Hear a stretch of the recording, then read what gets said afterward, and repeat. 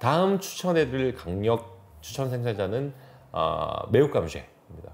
매혹감쉐는 이제 0.35헥타의 루시브를 소유하고 있으며 그들이 소유한 이제 파셀은 레 베우알 루시브루이며 크로파랑투와 바로 맞닿아 있습니다. 앙리자이는 1945년에 메디아주를 맺었으며 1950년대에 포도나무를 새로 식재하였습니다. 매혹감쉐 루시브루는 이제 넘치는 파워, 풍만한 바디감, 집중도 아주 매력적인 와인이거든요. 그래서 최소 15년 이상의 숙성이 필요하며 빈티지에 따라서는 20년 이상의 셀러링이 필요합니다.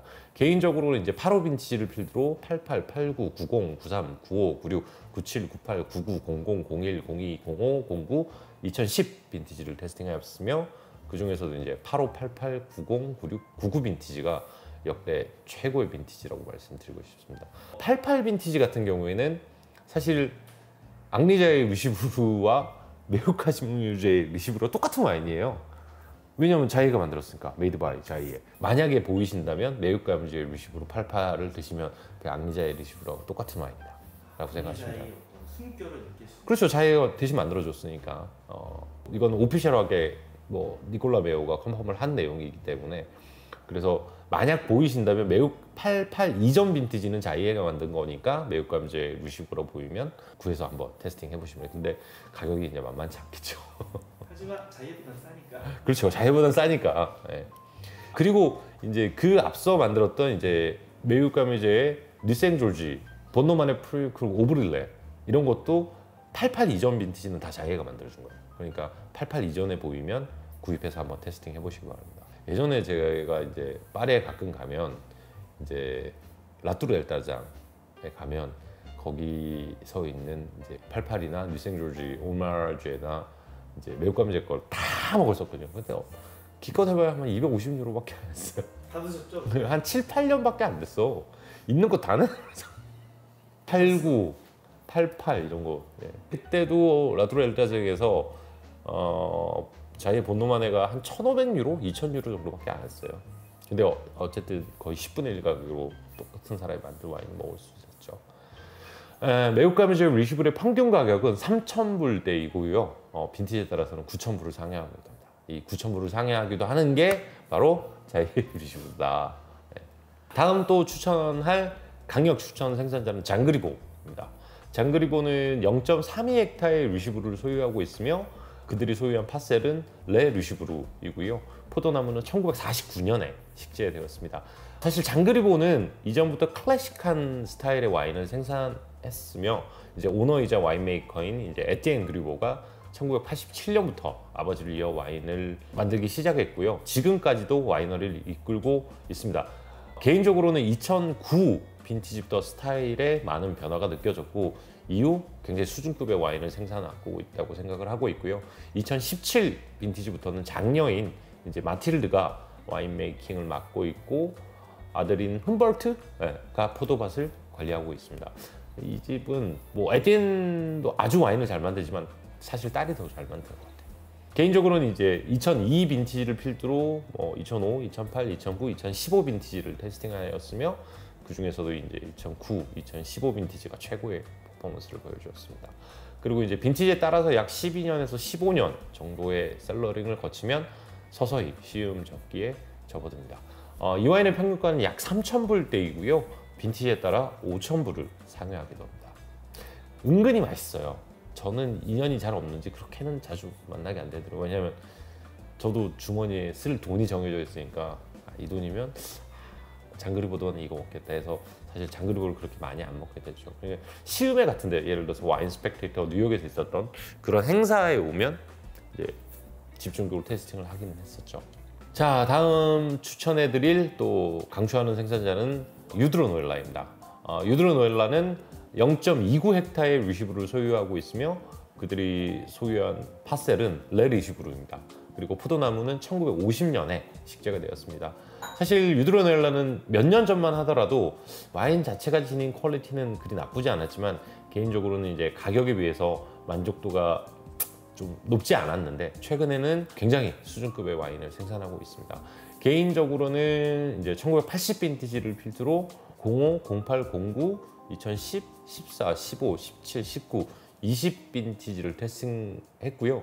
그 중에서도 2019, 2020 빈티지가 가장 인상적인 퍼포먼스를 보여주었으며 빈티지에 따라서 10년에서 15년 정도 셀러링을 거치며 서서히 시음 접기에 접어듭니다.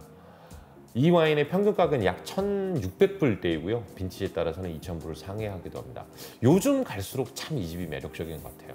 얼마 전에도 이 작가님 뉴욕에서 같이 테스팅했잖아요. 2020년. 아주 좋았어요. 요새 약간 상향 평준화되는 그런 느낌. 그 다음에는 하일리 리커멘드 아니고 다른 리시브를 만드는 생산자를 소개를 해드리겠습니다. 다음 소개해드릴 생산자는 여기 보시는 이제 티보 리제벨레어입니다. 티보 리제벨레어는 0.55헥타의 리시브를 소유하고 있으며 그들이 소유한 파셀은 레 리시브르입니다. 그리고 포도나무는 1931년과 36년에 식재가 되었습니다. 간혹 티보 리제벨레어와 꼼트 리제벨을 비교하시는 분들이 계시는데 사실 같은 레벨의 와인은 절대 아닙니다. 물론 와인 자체가 친인 퀄리티는 떨어지지는 않지만 사실 같은 돈이면 선택지가 너무 많기 때문에 그렇게 추천을 해드리지는 않습니다.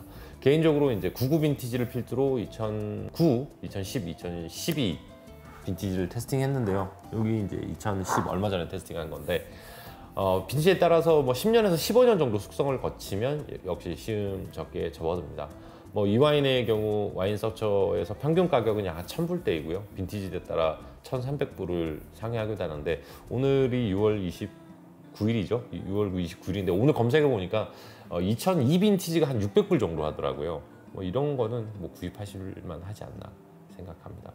예전에 꼼트 리제벨에 뜨면서 빨가마지 형이 이야기를 해준 게 뭐가 있었냐면 되게 열받는데요. 이게 뭐냐 그러니까 티보 리제벨레가 뉘생조지 길에 있거든. 길가에 와이너리가 있어요. 근데 사람들이 그게 꼼트 리제벨인 줄 알고 찾아가서 와인 달라고 하고 와인 마시고 그래서 몇 년 지나서 이제 안 거지. 이게 리제벨레가 아니다.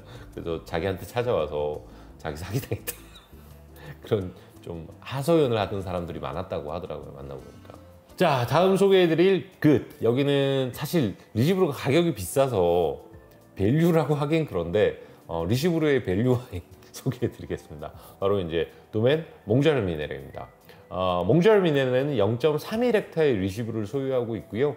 그들이 소유한 파셀은 레 리시브르입니다. 그리고 포도나무는 1964년에 식재되었습니다. 몽자르 미네레는 리시브르 중에서 가격 대비 가장 매력적인 퍼포먼스를 보여주는 와인이고요.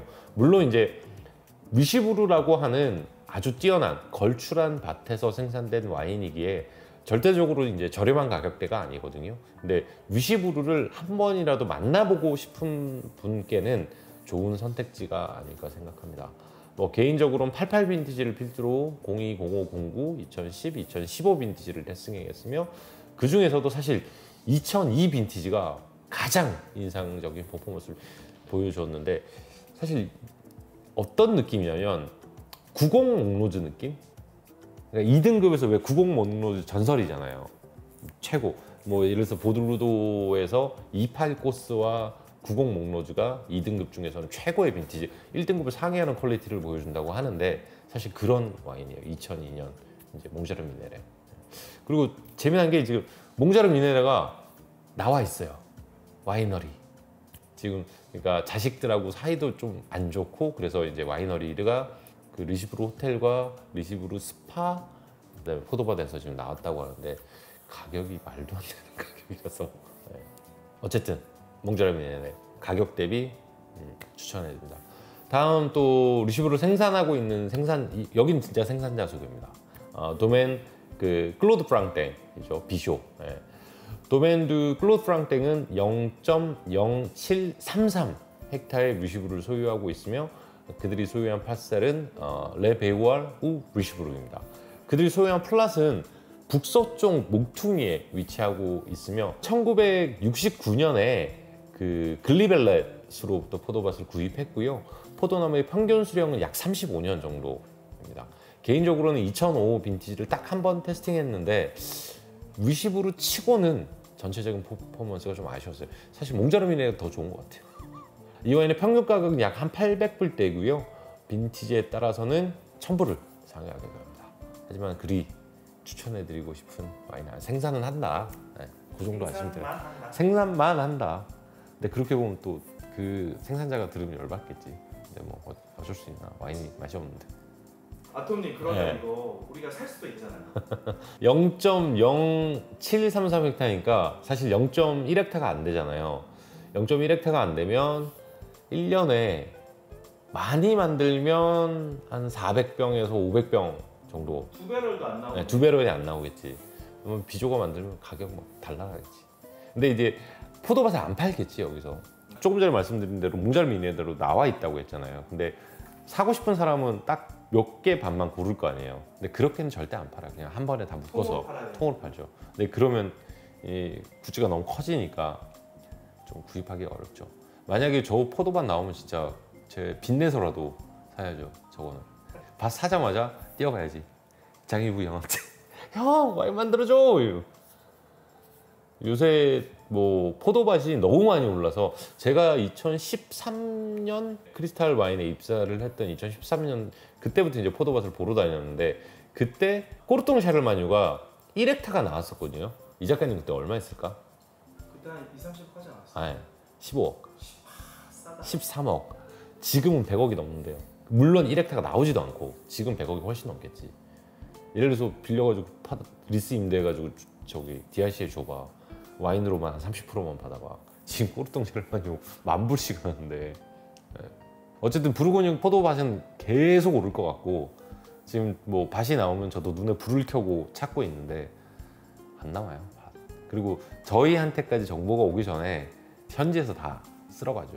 저한테 오퍼가 한번 왔었잖아요. 모래생들이 밭인데 1헥타가 좀 안 됐었는데 누구한테 연락이 왔냐면 저기 막심 슈런 조르노엘라. 그래서 너 이거 포도밭 살래? 그러니까 1헥타 25억인가 하는 거예요. 야 무슨 1헥타에 25억이나 하지? 해서 그때 이 포도밭은 좀 너무 비싼 것 같다 했거든요. 근데 그 포도밭 누가 산 줄 알아요?